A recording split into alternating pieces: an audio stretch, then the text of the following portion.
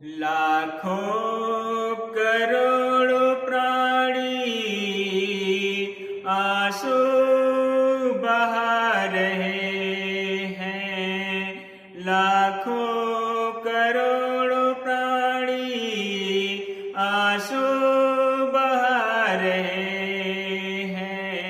संविधान के रचैया दुनिया से जा रहे।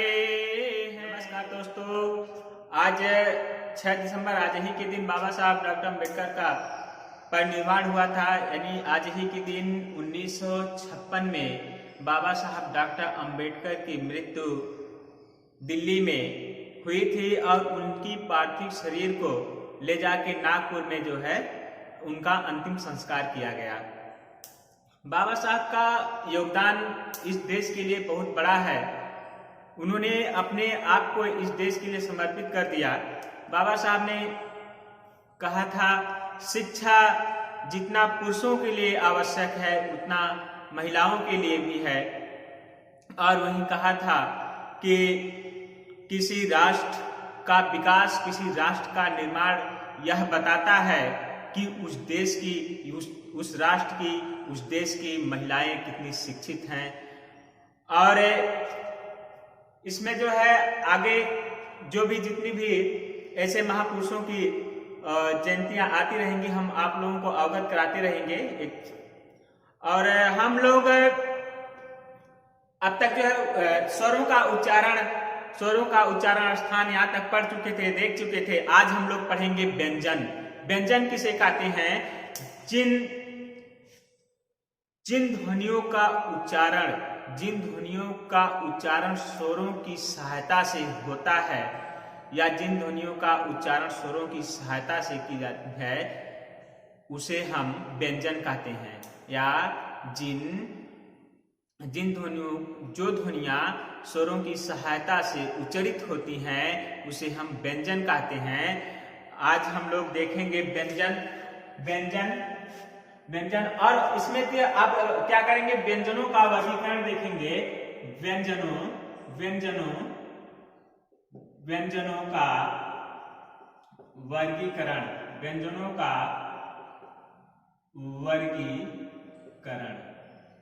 व्यंजनों के वर्गीकरण में व्यंजनों को मुख्य रूप से 3 भागों में बांटा गया है। पहला हमारा होता है स्पर्श व्यंजन, स्पर्श या वर्गीय व्यंजन।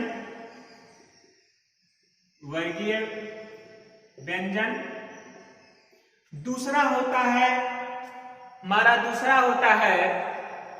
अंतस्थ व्यंजन, अंतस्थ व्यंजन। और तीसरा होता है ऊष्म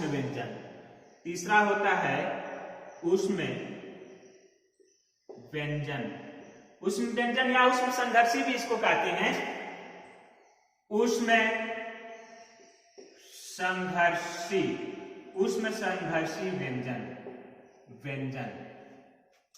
संघर्षी व्यंजन। स्पर्शी व्यंजन जो होते हैं, स्पर्शी व्यंजनों की संख्या जो होती है वह 25 होती है। इसमें वर्गीय व्यंजन इसलिए कहते हैं कि इसमें वर्ग चलता है, जैसे का वर्ग, टा वर्ग, इस तरह से वर्ग चलता है। और अंतस्थ व्यंजनों की भी संख्या, इनकी संख्या 4 होती है। उसमें व्यंजन की भी संख्या कितनी होती है? 4 होती है। वो कौन कौन से होते हैं हम आगे देखेंगे। इसमें सबसे पहले हम देखेंगे स्पर्शी व्यंजन।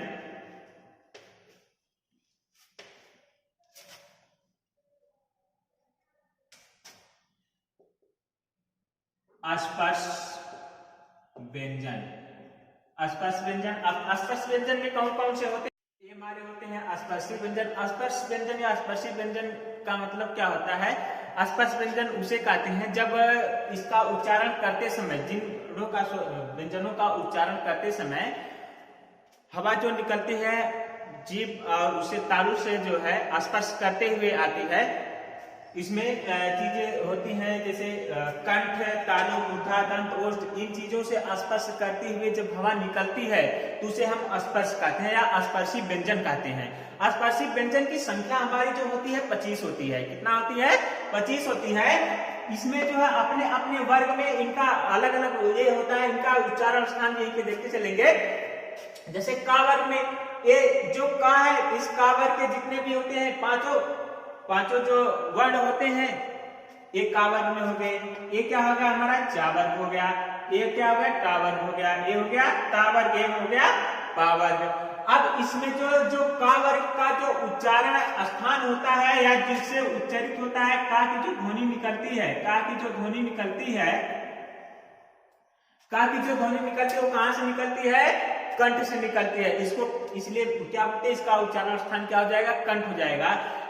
इसका उच्चारण कंठ हो जाएगा।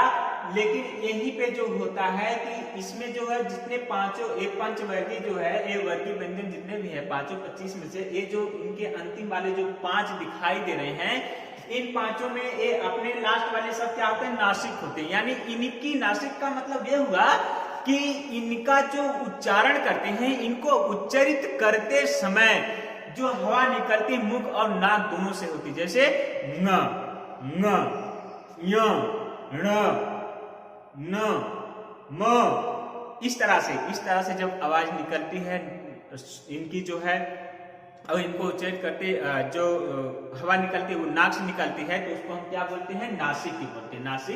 नासिक या नासिक भी कहते हैं।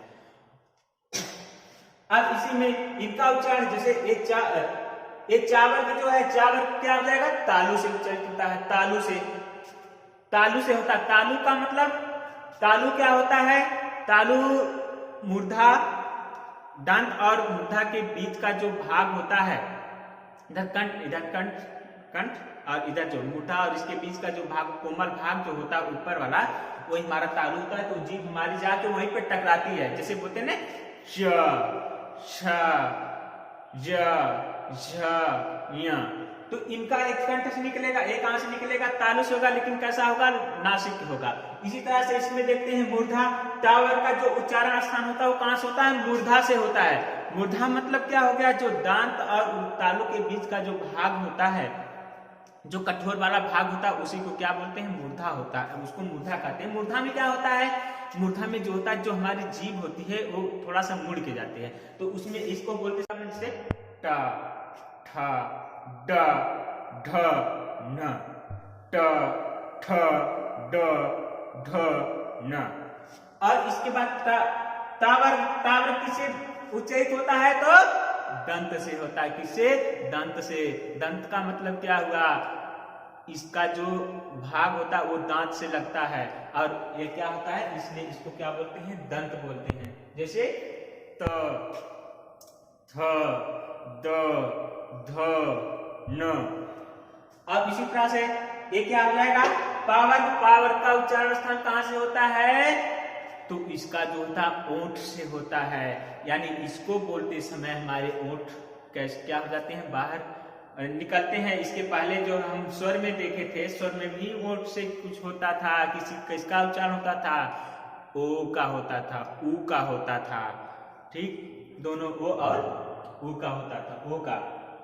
तो यहाँ पे पावर में देखेंगे किसका जो कैसे होता है? व्यंजन में प, फ, ब, भ, म। तो इसका ये नासिक से भी हो जाएगा और किससे होगा? ओंठ से होगा। तो इस तरह से ये हमारे कौन हो गए? स्पर्शी व्यंजन। यानी हमारे स्पर्शी व्यंजनों की जो संख्या होती है क्या होती है? 25 होती है। अब स्पर्शी व्यंजन के बाद जो हमारा आ जाता है दूसरा अंतस्थ व्यंजन। अंतस्थ व्यंजन किसे कहते हैं? अंतस्थ व्यंजन वे व्यंजन होते हैं जिसको या जिन स्वरों को, जिन व्यंजनों को बोलते समय हवा जो है ना बाहर निकल पाती ना अंदर, वो बीच में ही क्या रह जाती है और बीच में ही रुक जाती है, तो उसको क्या बोलते हैं? अंतस्थ व्यंजन। इनकी संख्या जो होती है वो 4 होती है। कौन कौन से होते हैं? इसमें य, र, ल, व, यो, रो, लो, व, ये हमारे होते हैं। और इन्हीं को मिला के जो है य, रो, लो, व, इन अंतस्थ व्यंजनों को अर्धस्वर भी कहते हैं। अर्धस्वर, ये कामता प्रसाद गुरु और वासुदेव नंदन के अनुसार ये जो चार हैं, इन चारों को क्या कहते हैं? अंतस्थ व्यंजन को अर्धस्वर कहते हैं। लेकिन आधुनिक व्याकरणकर्ता जो है, आधुनिक व्याकरणकर्ता इसको जो है या और वा को अर्धस्वर माने हैं। तो इसको अभी देखेंगे। अब इसमें जो है इनका जो उच्चारण स्थान होता है, या का जो उच्चारण स्थान होता है, ये उच्चरित जो जहां से होता है वह ध्वनि ये किससे होता है? तालु से।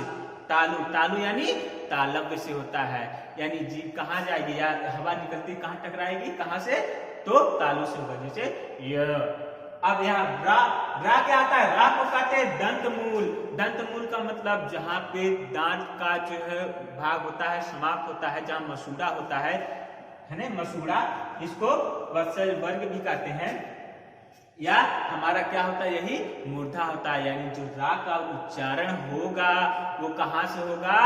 मूर्धा से होगा, या दंत मूल से होगा, या मसूड़े से होगा। अब उसके बाद जो हमारा ला आता है, ला का जो उच्चारण स्थान होता है वो कहां से होता है? दंत से होता है। कहां से होता है? दंत से होता है। तो इसको क्या बोलेंगे? जैसे ल। और उसके बाद वा होता, वा जो होता है दंत ओठ से होता है। यानी वा को बोलते समय जो ऊपर का दांत होता है नीचे वाले ओठ पे आके लगता है, इसको बोलते जैसे व। इस तरह से तो इसका क्या हो गया? एक उच्चारण स्थान हो गया। इसमें नोट देखेंगे, एक नोट इसमें जो है कुछ विद्वानों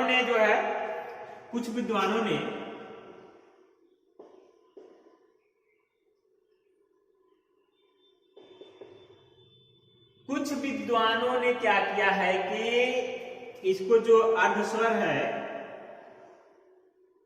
अर्धस्वर या और वा को माना है, या और वा को माना है। ये कामता प्रसाद गुरु और वासुदेव नंदन के अनुसार है। लेकिन आधुनिक व्याकरणकर्ता इसमें जो है तो कुछ किताबों में आपको यही मिलेगा, या और वा। लेकिन अगर ये भी आएगा क्वेश्चन में, अगर ये पूछ दिया गया कि अर्धस्वर है, इनकी संख्या दी गई चारों, तो ये होंगे, क्या होंगे? अर्धस्वर होंगे। अब उसके बाद जो है एक हमारा होता है लुंठित वर्ड। लुंठित व्यंजन। लुंठित व्यंजन कौन होगा? लुंठित व्यंजन में जो रा को माना गया है, किसको माना गया है? रा को लुंठित व्यंजन भी कहा गया। और जो हमारा ला है उसको पार्श्विक व्यंजन कहा गया।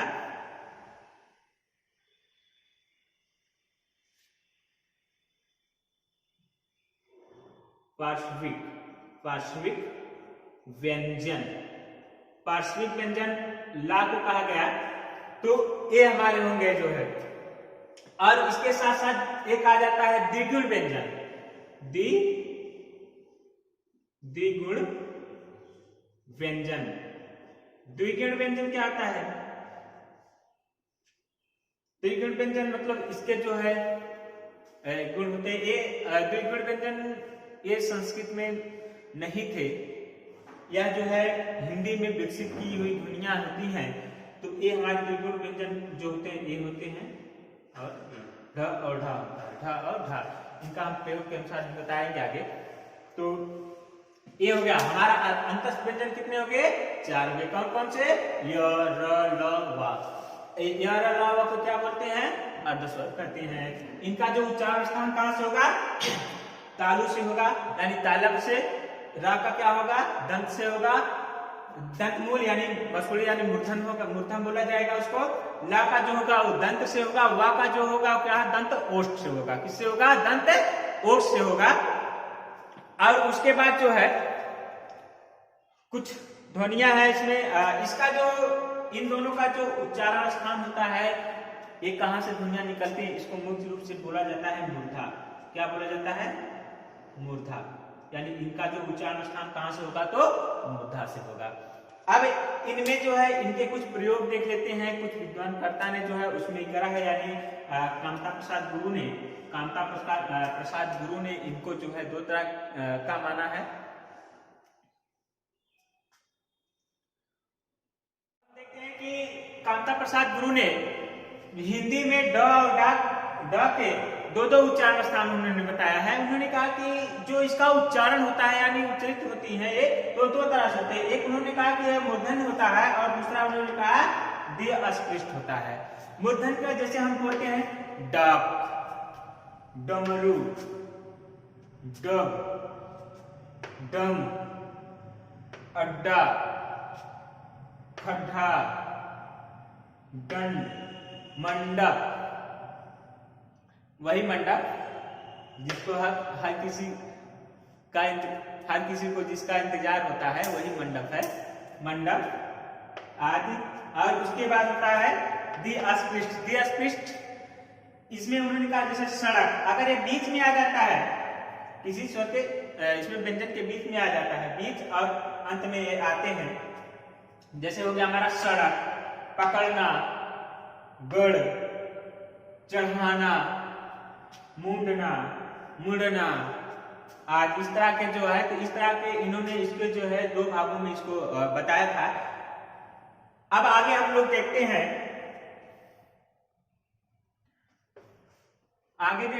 उष्म व्यंजन।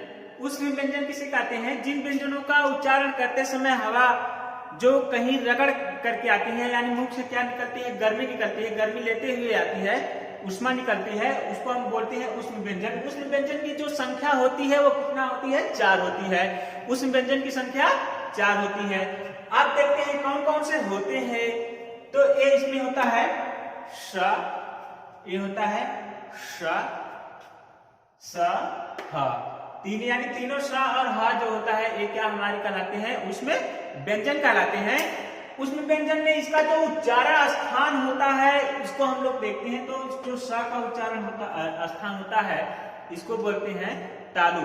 तालु से होता है, तो यहाँ बोलेंगे श, श।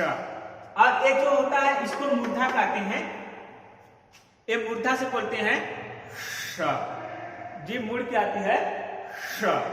और ये हमारा स जो होता है किसी दंत से होता है, इसको बोलते हैं स, श।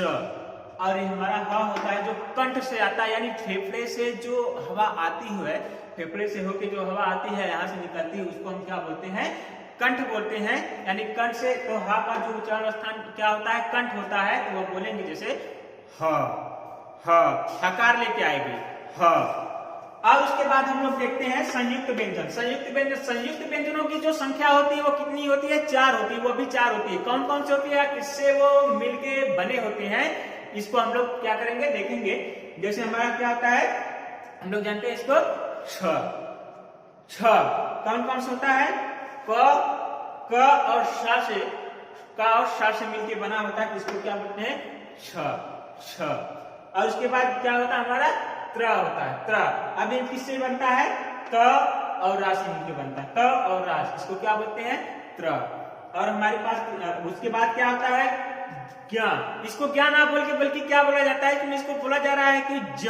पहले क्या बोलते थे, लेकिन ये इस समय जो उच्चारित है या इसका मिलता है तो इसको बोलेंगे ज, ज्ञ बोलेंगे, ज्ञ। ये ज और य से मिलके बना है, इसको बोलेंगे ज्ञ। और उसके बाद स्र है, स्र, एक स और रा से मिलके बना होता है, तो क्या हो जाता है हमारा?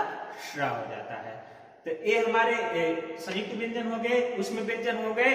और उसके बाद हम देखेंगे घोषत्व के आधार पे। हम लोग देखेंगे आगे जो घोषत्व के आधार पे तो देखेंगे इसमें, तो घोष या घोषत्व एक ही चीज होती है। तो उसमें देखेंगे होता क्या है कि घोष का मतलब क्या होता है?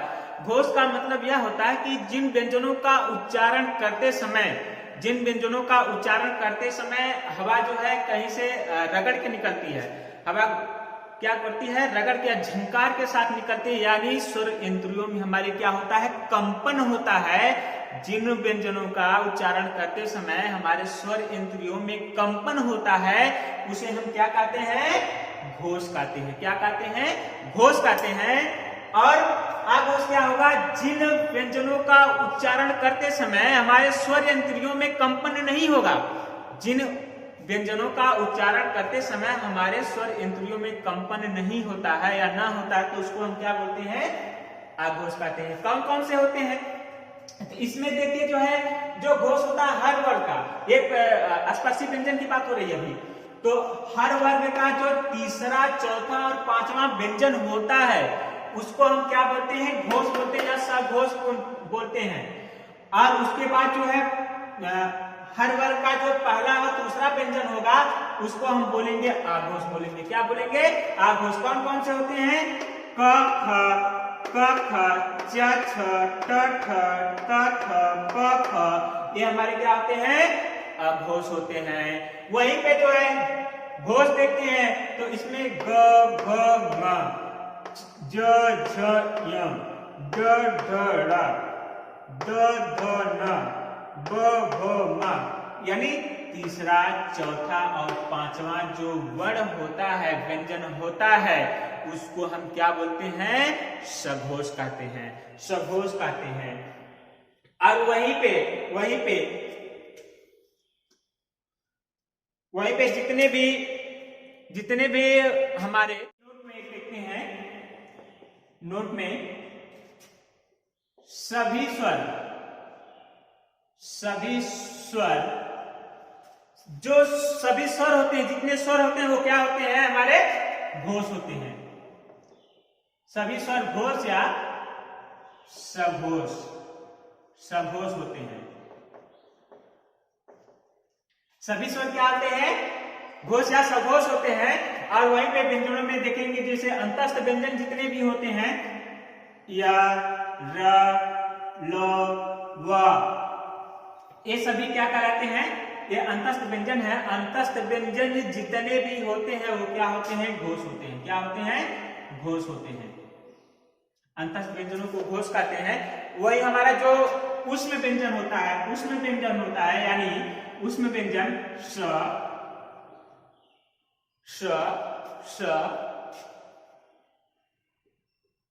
और स, ये जो तीनों सा होते हैं ऊष्म व्यंजन में, इसको कहते हैं, इसको जो कहते हैं ऊष्म व्यंजनों में, इसको जो कहते हैं कि आघोष होता है। ये क्या होता है? आघोष होता है। ये आघोष होता है। और उसके बाद जो द्विगुण व्यंजन होते हैं, द्विगुण व्यंजन होते हैं ड और ढ, ये हमारे क्या होते हैं? ये भी घोष होते हैं। क्या होते हैं? घोष होते हैं। घोष या सघोष होते हैं। अब इसके बाद हम लोग देखेंगे प्राणत्व के आधार पे। अब प्राणत्व के आधार पे हम देखते हैं कि प्राणत्व के आधार पे इसमें दो तरह के होते हैं कि अल्प प्राण, महाप्राण। अल्प प्राण और महाप्राण। अल्प प्राण का मतलब क्या होता है? प्राण का मतलब हवा से है। यहाँ पे अल्प प्राण का मतलब होता है जिन व्यंजनों का उच्चारण करते समय हवा कम निकलती है, हवा अंदर से कम निकलती है, उसको हम क्या बोलते हैं? अल्प प्राण बोलते हैं।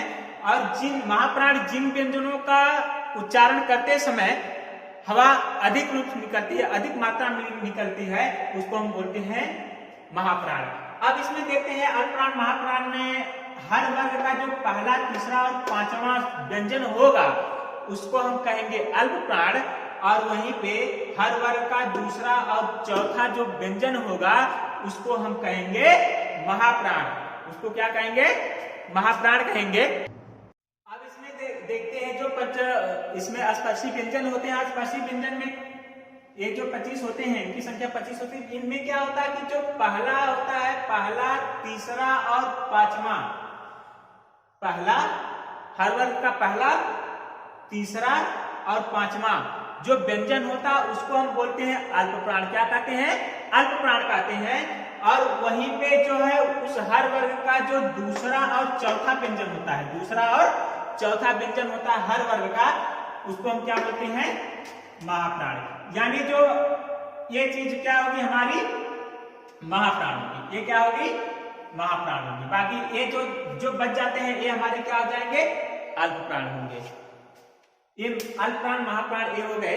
और उसके बाद आता है हमारा जो अंतस्थ व्यंजन होता है य, र, ल, व।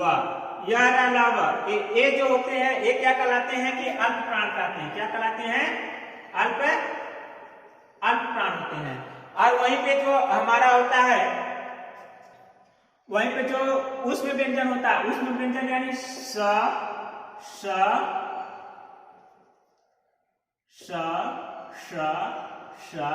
और हा, ये जो होते हैं, ये जो चार होते हैं ऊष्म व्यंजन, इसको हम बोलते हैं महाप्राण। क्या कहते हैं? महाप्राण कहते हैं, क्योंकि इनको बोलने में हवा जो है ज्यादा मात्रा में निकलती है, इसको हम क्या बोलते हैं? महाप्राण कहते हैं। वहीं पे हमारे जो द्विगुण व्यंजन होते हैं, द्विगुण व्यंजन जो हमारा ड होगा और ड होगा, तो इसको जो कहेंगे, इसको कहेंगे अल्प प्राण। क्या कहेंगे? अल्प प्राण में आता है। और ये जो होता है महाप्राण होता है। क्या होता है? महाप्राण। ये होता है महाप्राण। और आज यहीं पे क्लास समाप्त करते हैं।